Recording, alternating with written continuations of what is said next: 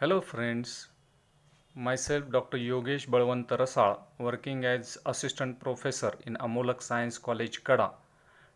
Today we are going to discuss photoelectric effect. Before that, we will see about the definition of physics. So physics is the branch of science which deals with study of nature and properties of matter and energy. The subject matter is what? There is question in our mind that what exactly matter is, what exactly matter includes. So matter includes mechanics, heat, light, and other radiations, sound, electricity, magnetism, and structure of atom. So this light wave is also an example of matter. So we will discuss a small properties of light wave. So or a wave related properties. So frequency is a measure of how many waves passes a point in a certain amount of time. The higher the frequency, closer the wave peaks and greater the energy carried by the waves. Amplitude is a measure of the distance from a line through the middle of a wave and crest or trough. So what exactly crest and troughs are? The highest point of transverse waves is the crest and the lowest point is called as trough. Wavelength is a measure of the distance from the crest and one wave to the crest on the very next wave. Likewise, the trough on one wave to the trough on the very next wave. Speed is a measure of the distance of a wave travels in an amount of time. The speed of wave is determined by the type of wave and the nature of the medium. So this formula relates period and frequency. So period is inversely proportional to frequency or frequency is inversely proportional to period. If period is short, then frequency is high, and period is large, then frequency is low. So this is electromagnetic spectrum. This electromagnetic spectrum explains about frequency, wavelength and energy relationship. So it includes some different spectrum of the sections of the different spectrum, that is visible, infrared, microwave, radio waves, ultraviolet, x-rays, gamma rays. So only among all the spectrum we can see only visible part, and that is very small part, and it includes 380 nanometer to 780 nanometer wavelength. Other parts are invisible for human being. So this wave gives the explanation about the wavelength and frequency of the respected spectrum. So this also the atomic structural diagram of the respected size is given at the below of the wave line. So this formula E is equal to h nu. It means that energy of the wave is directly related to frequency. As frequency increases, energy of the wave also increases. And as we know that nu is equal to c by lambda, this equation becomes E is equal to hc by lambda. So E is inversely proportional to wavelength lambda. So as wavelength increases, energy decreases. Wavelength decreases, energy increases. So there are the wave shows the different spectrum and the different frequency in the single wave pattern. So towards the left side, that means radio waves, it observed that wavelength is too long, and if we see towards gamma rays, the wavelength is very short. So this explains that towards radio waves frequency is low, and towards gamma rays frequency is very high. And it shows from this relation that energy of the radio wave towards radio wave is becoming lower and lower, and the energy towards gamma rays becoming higher and higher. So from visible spectrum, if we consider visible as a center, then towards radio waves frequency lowering, wavelength longer, energy low. And from visible to gamma rays frequency higher, wavelength shorter and energy higher.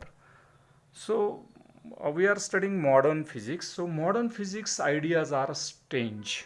Max Planck explained that electromagnetic waves sometimes behave like a particle and sometimes behave like a wave. and the absorb or emit in the form of spectra. That means the energy is released or absorbed in the form of packets, and that packets is of h nu. The frequency changes h nu, h nu 1, so it is in the form of spectra, in the form of packets. So E is equal to h nu, so it is written as E is equal to Sc by lambda, where h is Planck constant and c is the speed of light. This diagram show that in first diagram A is observed as a particle, and in second diagram A carries from one to another place in the form of wave. So there are two ways, that is a light wave behaves like a particle, and electromagnetic radiation behave like a particle and behave like a wave. So the photon is a light particle that carries wave from one point to another point. It is called as photon. The photons are little packets of electromagnetic energy in the form of h nu. The energy is proportional to frequency and inversely proportional to wavelength. So here blue photons have more energy than red photons. It is studied by using this spectrum. This is again electromagnetic spectrum, and is invisible spectrum. If you observe, there are seven colors, different colors are there. It is observed that red is at one end and blue is at the another end. So red having a lower frequency, longer wavelength and lower energy, and corresponding blue is higher energy, higher frequency and shorter wavelength. So we will move towards uncertainty principle. In classical physics, we can measure position and velocity of a particle simultaneously. That is, the measurement of x and measurement of v we can do in classical mechanics simultaneously. But in quantum mechanics, if we measure the position of electron and position of velocity of electron simultaneously, it doesn't happen. But it is uncertain, it is not precise. So when light is incident, a photon scatter a photon from it, then it changes its velocity. So we cannot measure x and v precisely, so it is uncertain. So from this diagram, if we observe that if light is incident, that photon moves away and changes velocity. So x and v simultaneously cannot be measured, it is uncertain, so it is called as uncertainty principle. So James Clerk Maxwell is scientist who have derived or unified electric and magnetic theory, predicted electromagnetic wave propagation.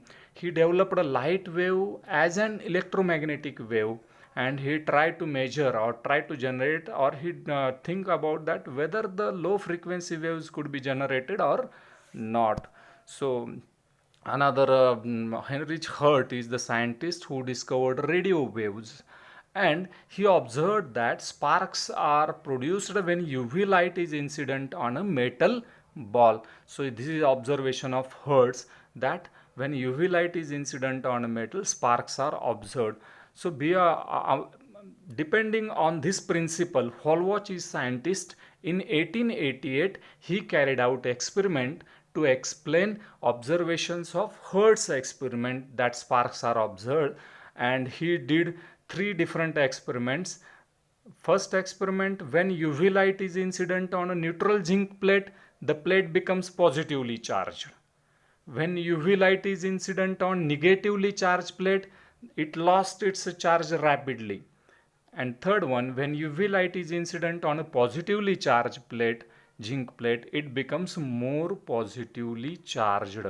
Conclusion of this experiment, Hallwach defined that only negatively charged particles can be emitted by the surface when UV light is incident. So this is a schematic representation of the three experiments. UV source is there, UV light is emitted, it incident on a slit, and only through the slit the UV light passes towards the zinc plate. Zinc plate initially kept as a neutral plate, and when UV light is incident, it becomes positively charged plate. When a negatively charged zinc plate, if we take UV light is incident on negatively charged zinc plate, it rapidly lost its charges. And if you take a positively charged zinc plate and UV light is incident on that zinc plate, it becomes more positively charged plate. So this is the conclusion, that the electrons are ejected from the metal plate when UV light is incident. Based on this principle, photoelectric effect has defined. What is photoelectric effect? If a metal plate is taken and you have any radiation, electromagnetic radiation or UV light or X-rays is incident on a metal plate, then electrons are ejected from that metal plates, and the electrons emitted in this way are called as photoelectrons. So this is also explained with the help of schematic diagram. Electron emission, when light is incident or any other radiation is incident on a metal surface, the electrons are ejected. So in second diagram, it is observed that the experimental technique is developed a little more. A glass tube is taken, evacuated glass tube is taken. There are two rods, one cathode rod, one anode rod is there, and UV light is incident on a cathode rod. Cathode metal rod is kept at a negative potential. When light is incident on that cathode ray, electrons are emitted and electron rushes towards anode, which is kept at a positive potential. So by this diagram we can explain it very well. Initially, there are two metal plates in the evacuated glass chamber. Cathode is kept at a negative potential, anode is kept at a positive potential, and the galvanometer or ammeter is connected in between these two. When UV light is incident, initially no electrons are ejected. See, no electrons are ejected. If we increase the frequency, then electron emission starts. At a particular frequency at which the electrons are ejected, that frequency is called as threshold frequency, and it is an instantaneous process. As UV light is incident above threshold frequency light, electron emission continuously produced, and that emitted electron rushes towards the anode plate with a velocity v, and it generates kinetic energy. As it reaches to anode terminal, these electrons flow through the external circuit and current generated, that shows by galvanometer deflection. So there are some laws of photoelectric effect. So first law is threshold frequency. If we initially incident light on a metal surface, initially electrons are not ejected. If we increase the frequency of incident light, then somehow at a particular frequency electrons are ejected. That particular frequency is called as threshold frequency. So this is about threshold frequency. At some particular frequency, the electron ejection starts. Second law, the strength of photoelectric current is directly proportional to intensity of the incident light. So intensity of the incident light directly improves the strength of the emitted photoelectrons. So if intensity is large, then strength of the electrons emitted is large. Third one, the velocity of the emitted photoelectrons independent of the intensity, but it depends on frequency of incident light. So if we measure the velocity of emitted electron, that emitted electron from cathode moves with some velocity towards anode terminal, that velocity is directly depend on frequency of incident light. As frequency is large, velocity of the emitted electron is large, and proportionally energy of that electron is also large. So velocity of the emitted photoelectron is independent of intensity and it depends on frequency. And last one, the photoelectric emission is an instantaneous process. That means when up to which time the above threshold frequency UV light is incident on a cathode metal plate, the electron are going to be ejected. That is instantaneous process. It is a continuous process. So, and the time lag between incident of UV light on a metal cathode plate and the ejection of electron is very less, and it is 3 into 10 raised to minus 9 second, the small amount of time required to eject electron when UV light is incident on a cathode plate. So these are the four laws of photoelectric effect. So thank you all. Stay home, safe, stay safe.